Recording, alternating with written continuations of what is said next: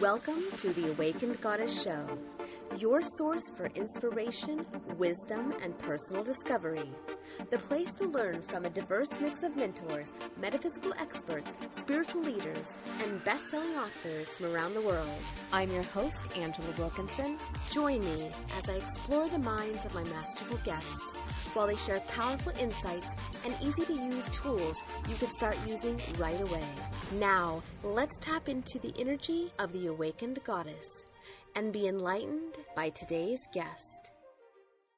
Patricia Lohan helps female entrepreneurs accelerate success through Feng Shui and her Mary Poppins bag of transformational tools. She shows you what they don't teach you in business school, what lies between the lines, your top secret tool for success. She is a Feng Shui expert, a healer, a passionate female entrepreneur who has shaped her dream life living in Bali with her husband. She has seen firsthand the power of the mind, surroundings, and inner healing, clearing and aligning everything so it works holistically. An incredibly spiritual person, but also highly practical too. She loves entrepreneurship with 15 years of experience running and growing 3 successful startups of her own. Now let's welcome Patricia to the show. Hi, I'm Angela Wilkinson, and welcome to this episode of the Awakened Goddess Show, where we co-create powerful, conscious conversations on the leading edge. Today I have Patricia joining me all the way from Bali, and we're going to be talking about creating your dream life with Feng Shui. So welcome, Patricia. Hey, Angela, thank you so much for having me. I'm excited. Me too, and oh my God, thank you so much for waking up at like 5:30 in the morning to do this. I mean, bless you. Thank you so much. I'm happy to get up, and once I'm sharing what I love, it doesn't matter what time it is. Yes, and you have the window or the door open, so we could hear little crickets and creatures in the background, so that's fun. That's for sure. The roosters, the crickets, the frogs. It's a beautiful harmony of noise that goes on outside. It's like its own little world going on in nature here in Bali. Nice. I am jealous. I so want to be there. I wish we could have done this in person, but well, we'll have to do that in the future. But yeah, let's dive into Feng Shui because I have always really been very, I say, sensually aware of like things, how things feel, and energy, and I've always been known for moving furniture and moving my stuff around all the time. And so this is like one of my favorite topics to talk about. So I can't wait to see what wisdom that we can have from this conversation because, you know, there's so many ways so many ways you can use Feng Shui. And you created your dream life.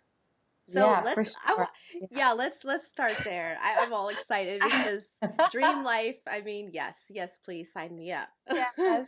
Well, yeah, and I'm so delighted to have this opportunity to share about Feng Shui because, to be honest, it is like for me a real fundamental core for anybody who's into and is doing any personal development or in this awakened goddess world or into just really making their lives change in a positive way and having a positive impact in their own lives and the lives of other people. And it's the ripple effect for me working with this practice. So like you, I've always been fascinated with Feng Shui. And I think it comes from a fact that when I was growing up, we moved house a lot of times. 22 times I remember us moving house. And it was always to kind of like a quirky building that needed to be demolished or redone and changed. So it was the interior side and decorating our bedrooms and all those things growing up that I was really interested in.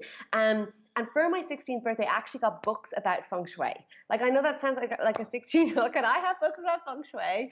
Everyone's like, Feng what? Back in the 90s, they're like, what the hell is she on about? And I don't know where or how I got interested in it, apart from just this interior stuff or how I came across it. But I remember sitting and trying to figure out where the different areas are. And the one thing that's so amazing about Feng Shui is that it's a really holistic approach to your entire life. So it's not just about money, which is one of the big parts of how people use feng shui, is for money or for love, but it's like Yes. health and your spirituality and your career and your travel. It's all those, it's your family, it's all those aspects. So it's this beautiful like practice that looks at every part of your life and how your house mirrors you and you mirror it.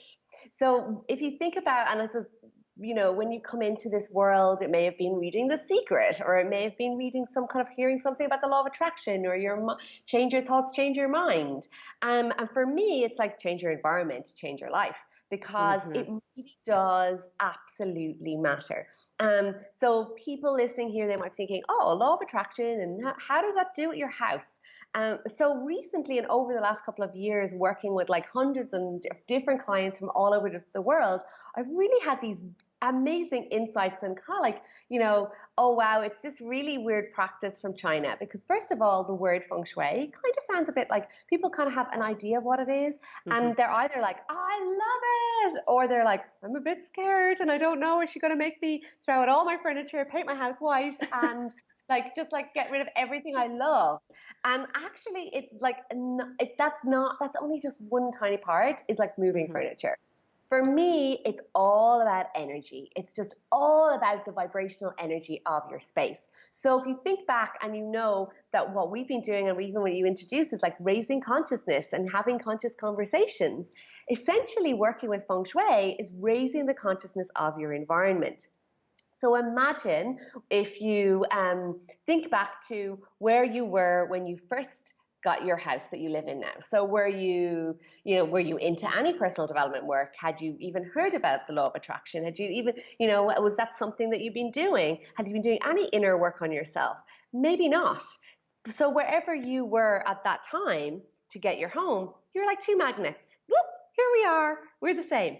So it was this really interesting concept of like, wow, okay, so my house mirrors who I was back then. And then you do, I don't know, some shamanic work or some space clearing or some counseling or Reiki or healing or crystals or whatever amazing modalities. And I've done them all too. I just adore this work. And I have like, feng shui is one of the main, is the practice that I just adore, like not most, but it's the one for me, it's a foundation. And as you do all of this inner work, unfortunately, your house is staying the same. Maybe you do with a space clearing, or maybe you do, but your house stays at this old energy. So this is what happened when I was working as a therapist. So I used to do sound therapy and Reiki and intuitive and all these amazing modalities with my clients, and then they would go home to their house, which had their old energetic vibration. And the thing about your home is that, these buildings, is they're dense, full on dense energy. So they literally, it's like all that magical work you've been doing gets negated, like not necessarily taken away. Like you're never going to lose the positive impact of going and doing something loving for yourself or releasing some trauma or doing some inner work. Like that's never ever going to be a bad thing to do. But going back to a house that has those old energies is going to pull it down. And that was what was going on. I saw this kind of cycle with my clients that they were like going, oh my God, I feel amazing. La, la, la. And then like a couple of weeks later, they'd be going back going, and I'm like, and at that time, I would be like asking them, tell me about your bedroom. Tell me about your kitchen. What's going on in your living room? And they'd be looking at me going, what is she on about? And it was like, literally the universe was like going, fine, do more like feng shui things.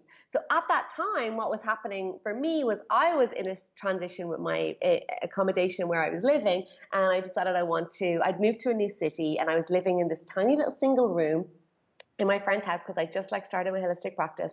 And I was teaching some yoga classes, and I was doing some sound healing, and I was in a tiny room, and I was like, I really want to like live in a proper home, like not like in my friend's like tiny spare room. So I manifested this amazing apartment, like basically a dreamy apartment. And when I went into it, I was like, right, what's my main mission? Like my main focus was actually to attract my soulmate. I was like, you know what, I'm happy with growing my career, but actually what I really want is the right person in my life. So I went about, And it was like that little 16-year-old brain that I had read about in the books just triggered. It was like, you need to do feng shui. So I literally got my bedroom totally, I did everything. So, I know we're going to talk about more of the practical things we can do. And I like, if it's like, that's an area you want to talk about, like we can do that. But I feng shuied my bedroom to the max. Like I did everything. Yes. I found my living area. I got my bed. I had like everything matching. My bedroom was immaculate. Like I had never had such a tidy bedroom my whole life. And it was just so crazy because within a few months of just doing a little bit more inner work around relationships, I met my husband Ken. And it was this kind of like kismet relationship that I'm like, oh my God, like I know this is the person. Like, and you hear that cliche thing of like, like, and I was like, yeah, whatever. Well, what about it? No, this was it. And the funniest, weirdest thing is that when I first went to stay at his house, he had feng shuied his bedroom. And I was like in the back of my head going, he has feng shuied his bedroom. And I just, oh, have you feng shuied your room? And he's like, no, I just have this spare bathrobe because if the other one's been washed, and I was like, I know. And he totally read like a lot of different, spiritual, like he'd be on his own spiritual journey. But one of the books that was a huge impact for him was one by Karen Kingston called Clear Your Clutter. And that was all about like clearing things out to make space for new things. And it was a real pivotal kind of part. And that's one of the parts is it is important to declutter as part of the feng shui journey, but it's not like the be all and end all, because essentially as a feng shui consultant, when we go working people's homes, it is actually, we are doing acupuncture for your home. So we are working with the energy. So every part of your home has specific energies going on. And there's different house types. So there's houses that are like good for people and good for money. And you'll always know those houses and I used to know them pretty much rocking up. I'd be like, I'd have read their questionnaires. They just have this interest in feng shui, but life is kind of going good. Like, and they're like, oh, they have a nice car, a nice driveway. Things just go smoothly, and you just know those people. Like, they're just things just going great for them. They don't really, and it's like obviously, like it's never going to be perfect, and there's always going to be room for improvement. But that people who live in those kind of houses are just, they look like they're just like lucky, And then there's like a total opposite of a house. So that's like a bad for people, bad for money house. And that's a really like a heavy energy. And, those homes, people are going through a lot of different things like trauma, illness, crazy things happen that you're like, what? Like, what is this? What's going on? And, all of that inner work is still not stopping, the place being robbed or like legal suits happening or illness. And I think the nice thing is like anybody who's listening to this, if there's crazy things going on in your life, it may not actually be your fault. It actually could be it could be what's going on in the energy of your home, and that then impacts you. So it's this kind of like, hang on a minute, it's not actually me. Like I'm not the cause of all of this crazy stuff like that's going on in my life. And once I realized that, and once I kind of, it was like the penny dropped. It was like, once you start working on your environment in your home, it will start to ripple out, and it's into everybody. So it's not just it's just not the person who's doing the feng shui. So it's usually women, in my case, who are like, I want to improve my environment. And then there's like the husbands who are often naysayers, and then they get a job after being unemployed for 3 years. And then they're like, oh, okay, well, I'll do this. Or they get like a pay rise, or they like the guys like seem to, the universe just comes in and is like real super supportive of the woman, because it's like, oh, something really cool happens to the guys, and they're like, oh, I'm not saying it was because of the feng shui, but no. no. It's just, you just keep doing that thing you are doing. So that, and then it's the kids, and it's this beautiful ripple effect to everybody in the environment. And is it bringing people into the spiritual alignment? So it's like you're doing all the inner work for the alignment, and then that, when you start working with the actual physical environment and the container for it, it's like you're just rewarded. And I see that with a lot of my clients who've been doing a lot of the inner work. And I'd like one lady who's like a manifestation like queen, like that's what she teaches people, how to do all the inner work and all that manifesting and all that work. And she's like, I just felt there was something a bit off. And she's like, my business doubled last month and then trebled again the following month once I did this, because it was like the environment just went whoop. Okay, we're all in alignment, we're all working together. So it's rather than you're kind of like pushing one way and being the house, this physical big building, is like, oh, come back here. You still haven't done that work on this area or this, so the energy just isn't that happy. So I hope that gives a good like outline of like how it works and how I've kind of got into it, because it's just such a beautiful practice, and I know it can scare people sometimes. Well, it is. It's so much fun when you start moving things around a little bit, and then you can Yeah. feel the difference when you walk into a room, and it feels more spacious or open, and it feels more harmonized. Hmm. So I hear people saying, but why is just moving a thing, an object, why does that shift the energy? Can you talk about that part? Yeah, for sure. So, every single item in your house has an energy. And really, what we like to think about with feng shui, if you think about the front of your house is like the mouth, and the energy, the chi, comes in there. So it's about really free flow. And so the chi can flow fluidly and happily. But then there could be some items in your house that have like a very dense energy, or they've got like, so antiques. Things that you've inherited, things that you may have just. Yeah, I was working with a lady one day, and she was like, and I just have this random table here that my husband picked up off the street. And I'm like, okay, well, do you think that's like beneficial for you? Do you use it? She's like, no, I don't use it. It's just sitting there. And I was like, well, if it's been picked off the street, somebody else has rejected it. It's come from somewhere that nobody has wanted it. And not that that's not a bad thing. You can clear it and everything. But it was just sitting there, dead, heavy, unused. Holding up. And so energy gets stuck to that. And stagnant energy then gets stuck around it. And then it's like really can cause like stagnancy in whatever part of the home that is in. So, for example, she's like, yeah, I don't have any emotional attachment. It's just sitting here doing nothing, holding up energy. And I was like, well, okay, well, then maybe it's time to find a new home for it, or maybe it needs to go back where you found it, you know? And I'm totally like, if it's something that sparks joy for you, I don't feel like moving something that sparks joy for you is going to actually um, have a negative impact or have a positive impact wherever you move it. Because if it's something that you feel really passionate about, that's going to be good wherever you put it, and it's going to have a good, like a really good energy. Like, but like even just imagery and pictures. I saw that one lady was showing me, and we were walking around her house in Skype, and she's like, this picture. And she's like, what do you think? This is such an artistic picture. I was like, oh, yeah, it's a lovely picture. Tell me more about this image. And she's like, well, actually, my husband took it, and it was actually of me storming off after an argument.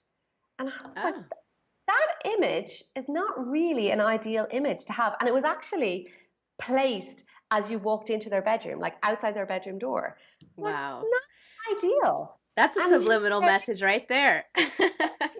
had that there for 15 years. And I was like, well, you can imagine having that, and then the energy of it. And then like moving it out, for example, is going to have a positive impact, because it's like that whole emotion of like having an argument with your partner, like you don't want that energy in your home. So think about those pieces of furniture that have had, you had disputes at, or different things, like not really positive memories with, you can always do a space clearing of them. But if there's something that doesn't have this like, oh my God, I just don't like it, and it's just here making do, that's definitely going to attract more of that negative energy, and it's actually going to hold your energy back as well. So I hope that makes sense. Moving things that Yeah. are positive energy and keeping things that spark joy for you are absolutely fundamental. Like, you just want to walk around your house and be like, I love it, I love it, I love it. And not to say that you have to like love everything, but that you're kind of aware, and you're like, right, well, maybe this is something I can make space for. Because sometimes artwork and pieces of furniture, we just make do with it, and we're like, well, if I actually just let go of it and made space for something that I adore, it'll just come. Like, the right thing will just turn up in the perfect space. It's that kind of beautiful way of just making space of, and the universe doesn't like a vacuum, so it'll kind of bring in whatever you want when you're clear what you want to welcome in with it. Yes. Well, that's so true. And you say it's okay to have things that that everything doesn't have to spark joy in you. But I'm at the place where you say that feng shui can kind of scare people, and I don't understand that, but I think it's just because I've trained myself to release things, Mm-hmm. and I have gotten to where literally everything in my space sparks joy for me. Like there's a reason, everything, there's a reason and a place for everything. And Mm. even in my clothes, I go through them, and then, I just release them when it's time. And because I've gotten to that place where I recognize how important my environment and everything that I hold on to, everything, like you say, does have that energy. And it's like, Mhm. what am I willing to have in my environment? Yeah. So, And that is a really, really powerful practice to have, just so, so powerful. And to have that awareness because, especially, I suppose, some older clients that I've seen over the years, they've really, their generation was like, I'm going to work really hard, yeah. earn all this money, and buy these items. And there is like a lot of emotional, it's whether it's like, I can't waste it. I can't let go of it because, I invested this money or it cost this much money and it was this, and it's a very different, it's kind of like a scarcity mindset of like Yes. that there isn't that, it's not that abundant, like there's more, there's loads for everyone and there's lots of abundance. And that can come through the generations of not wanting to waste and not wanting to, throw things away. And I totally get it.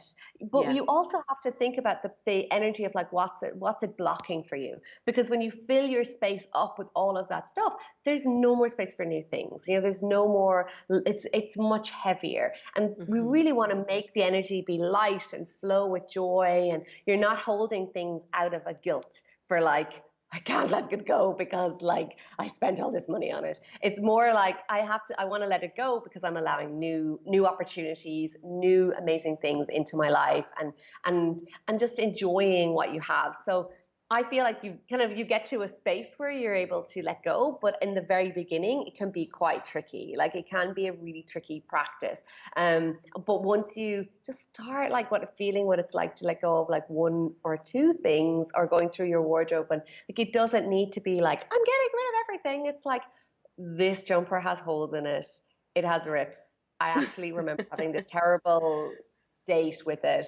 Let me just get rid of that one. Like Yeah. if you just like and peeling away the layers, because it is a practice, and I've seen it with a lot of my clients. It can be one of the most profound practices, but also one of the hardest. So, Hmm. Hmm. because the other elements of feng shui is really I'm guiding people into saying, well, this is your love and marriage area, and then this is what you need to add. This is the element, because we work with the five elements. This is the element you need to add in here to enhance it, to attract love, to make your marriage flow even better. So it's really, really interesting, that energy of just adding something to enhance. And that's kind of what the further practice is. But if you add that enhancer in there, and the place is completely decluttered and it has or totally cluttered and has stuff that doesn't resonate and isn't in connection with it, that's going to negate that. Hmm. Hmm. It's not going to allow Yes. it to flow properly. Yes, yes. Well, and okay, I'm going to go back for a second because I do Mhm. understand, because there have been times when I was starting this process that there were things that I did have trouble letting go of. Yeah. And, thinking back, it was like this really garish, like furry red sweater, these like really outlandish things that it's like, why do we hold on to these things? Or I do still have some of my books from when I was in elementary school. And it's like, why do we, Yeah. why? Right? So yeah, there are those things, and the sentimental things. It's Yeah. amazing, like you said, the guilt. Like we're afraid of like maybe hurting someone's feelings if we got a gift, or like what's big for my mom is saving every single greeting card from that she's ever gotten. And Yeah. it's like, wow, that is a lot of energy. And Love. one time I don't know like where this was that I heard it, but it was really this profound point that, when you have too many things in, like, you try to just kind of stuff all of these really beautiful things into um like a cabinet or something. It's like Mhm. none of those things are being honored. Yeah. And you don't see any of them. Yeah. So, yeah. It's like each thing So, needs its space and needs to breathe and yeah, exactly. And the house needs to breathe as well, you know? hmm And when it's full with stuff, it doesn't get that air, it doesn't get that energy. It's just really, really stagnant and can be just like held back, like very, very powerfully held back from really expressing and being as supportive as it possibly can. Because, you know, your home can be your collaborator in manifesting your dream life. And I know we kind of started on like creating your dream life, but like that was exactly what happened to us. Like we really, both of us then embraced feng shui. We were sitting one day going, well, we're going to get married. We got married in our garden, and maybe we'll go on honeymoon for a month to India. We're like, well, actually, we need a bit longer than a month in India. Maybe we need 2 or 3 months. And then it was like, well, maybe let's just go and, like, all together. And honestly, like when I moved in with Ken, his house had like concrete floors. He had built this beautiful home in the countryside, concrete floors, no furniture. It was kind of just like this empty space, which is really it was nice. waiting But for you. it was waiting for me. And he always says like he was waiting for, you know, someone to come in and share doing it up. And we had such a fun time doing that. Yeah. But when we were doing like he had it left there for it was like maybe a couple of years he'd been living there and no the money just hadn't been there to absolutely finish it and to Yeah. make it happen.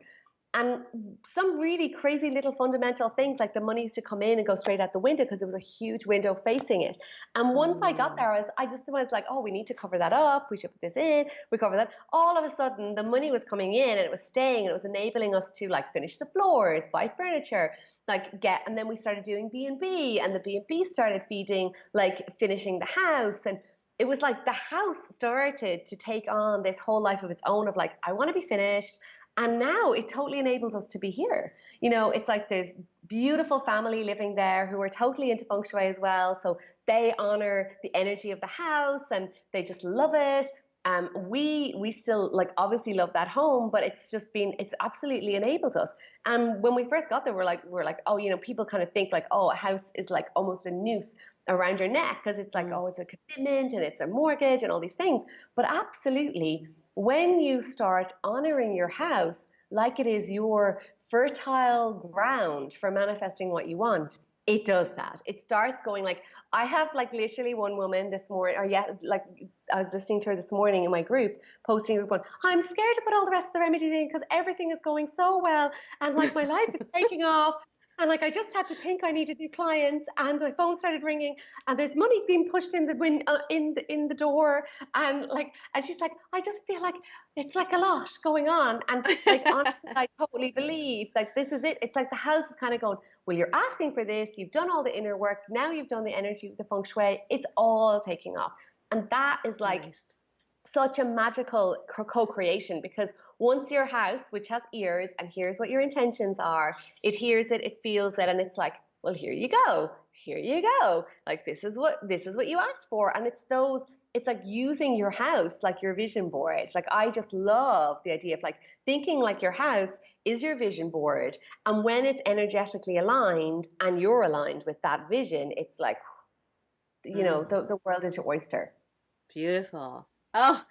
Oh my goodness. This is like this the whole conversation just makes me feel like so sparkly inside. so I so love this. yeah, so I want to thank you for joining me today. And for members, Awakened Goddess Show members, we're going to continue this conversation. We're going to get down into the nitty gritty and talk about some really practical things so you can start feng shuiing your environment. So if you're not a member yet, join us in the community and we'll see you there. So thank you, Patricia, for joining me today. This was such a delightful conversation. You're welcome. You're welcome. Thank you. It was my honor. And, you know, I hope that people just kind of got a new perspective for what feng shui is and how it can help you with your life on so many different levels. Yes, awesome. Thank you for listening to this episode of the Awakened Goddess Show. I hope you enjoyed today's guest and got something you can start using in your life right away. For more spiritual insights and to listen to more episodes, subscribe to The Awakened Goddess Show at theawakenedgoddess.com and discover wisdom that'll change your life.